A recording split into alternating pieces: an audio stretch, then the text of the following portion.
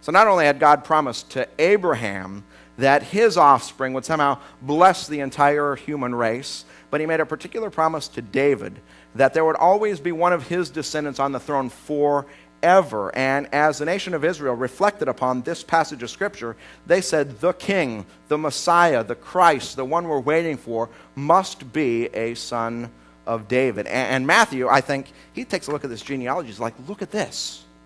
Jesus fits these categories. He is a son of David and a son of Abraham. And he's like, God has fulfilled his promise in this person, Jesus Christ. It gets even better than this, though. Look with me at the very end at verse 17. He goes through all the generations and how this all came about. He says, thus, there were 14 generations in all from Abraham to David, 14 from David to the exile in Babylon, and 14 from the exile to the Christ. And Matthew, I think, when he looks at this, he says, take a look at this. There's exactly 14 from Abraham to David, 14 from David to this crucial time at the exile, and 14 from the exile to the time of Jesus Christ. And I think what's running through his mind is this. This is God's plan. Only God could bring this about so that there would be exactly 14 generations. And as you begin to think about this and study this, I think it even gets a little deeper than that. The number 14 is 2 times 7, right? Right? Everyone's kind of gave me a blank look there for a second, but I'm glad to see you nodding your head. 2 times 7. And the number 7, you find it all throughout the Bible. It starts at the very beginning. How many days of creation are there? There's 7. All right, now you're with me. You really threw me off with that 2 times 7 thing. All right, so there are 7 days in creation. And you have 3 sets of 2 sevens. How many days did it take God to create of those 7 days? 6, right? He created everything in 6 days. And then what did he do on the 7th? He rested. And very interesting, if you read through the Bible, this theme of rest, which starts right from the creation, you read it through the whole Bible, this theme keeps on repeating itself, and it becomes really a picture of what salvation's all about.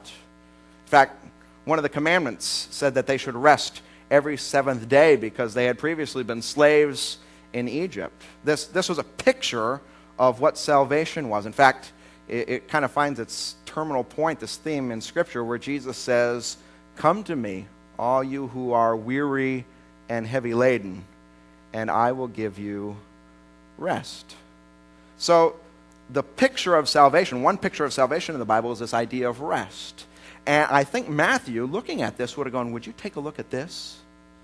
There are 6 sevens, and then Jesus who brings salvation. It's as though Jesus came right on time. You know, God had created everything, and then it became deformed. And so now he's at work recreating everything. And I think Matthew, as he looks at this, he's like, take a look at this. Jesus brings salvation. Jesus brings rest. This is amazing. In fact, there are many Bible scholars who see something even bigger in this. We've already talked about how David is a key figure, right? God had given David this promise. Everyone was expecting that David would be the one through whom the Messiah would come. Now, this is going to take some thought, and man, now that you had trouble with 2 times 7, I hate to even bring it up. But here we go. We have letters and numbers, right? Letters, A, B, C, D, E, F, G, H, I, J, K. You know, last week Craig sang Joshua fought the Battle of Jericho, and I thought I'm not going to try and sing A, B, C and try and compete with that. So, okay, A, B, C, D, E, F, G, H, I, J, K. Those letters we have. And then we also have different notations for numbers, right? We have numerals, 1, 2, 3, 4. In ancient languages like Hebrew, they did not have both letters and numbers. They just used letters for both. And I want to talk a little bit about how this works. But the first thing I want to put up here on the screen, this is the 3 letters that are used to spell the Hebrew name David. And in Hebrew, you read from right to left, so you have Dalet, Vav, Dalet. And if you're reading around in Hebrew, this is the name for David. Now you know. Now you know. Okay, now I want to show you this. At the very top, from right to left, is the Hebrew alphabet. Not all of it, but the first part of it. Aleph, Beit, Gimel, Dalet, Hey, Vav, Zion, Het, Tet, Yod, Kaf. I'm not going to sing that one either.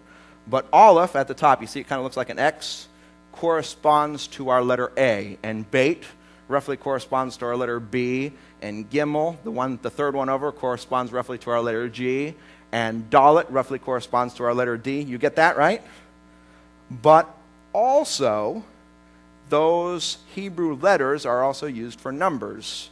So Aleph corresponds to our number 1, and Beit to our number 2, and Gimel to our number 3, and Dalet to our number 4, and Hey to our number 5, and Vav to our number 6.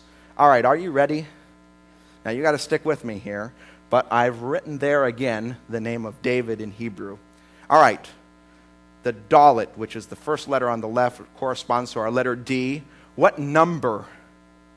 4, right? Is everyone with me? All right, you see that, right? Then there's a Vav. What number does that correspond to? 6. Everybody see that? And then we have a Dalet again, and if you get this wrong, now I'll be really upset like you're not doing it right. All right, 4, right? 4 plus 6 plus 4. Do you see that? No kidding. And I really think when Matthew wrote this genealogy, he was like, this is amazing. Because we were expecting all along that David, it's his line that's going to bring the Messiah. And he's like, look at this. There are 3 sections of 14 generations.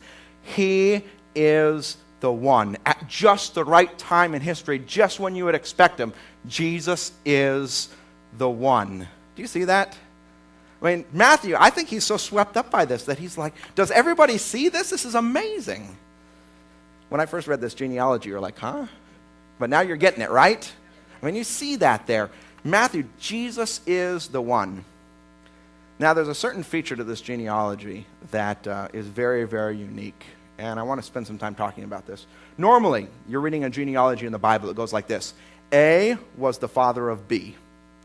B was the father of C. C was the father of D. D was the father of E. That's the normal pattern. And actually, this genealogy starts out that way. Abraham was the father of Isaac. Isaac, the father of Jacob.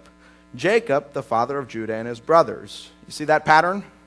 And normally you're reading in biblical genealogies. This is just the pattern that it follows. Matthew inserts some things that don't fit that pattern. I think does so for a particular reason. So beginning in verse 3, everybody with me? Say it says, Judah, the father of Perez and Zerah, and then he has this line that doesn't fit in normal pattern here, whose mother was Tamar.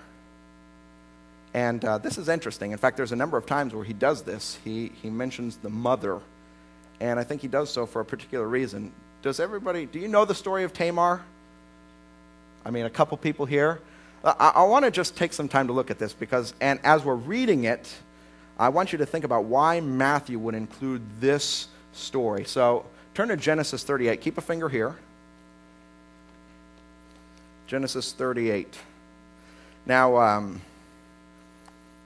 little disclosure about the Bible. For those of you who are just familiarizing yourself with the Bible, you may have in your mind this idea that this is a book of virtue that just is sort of paints a nice, pretty picture of life. I'm going to destroy those notions by reading Genesis 38 with you. This is real life, people. I mean, the Bible does not hold back from describing real life situations. Genesis chapter 38. We're going to learn about the story of Tamar. At that time,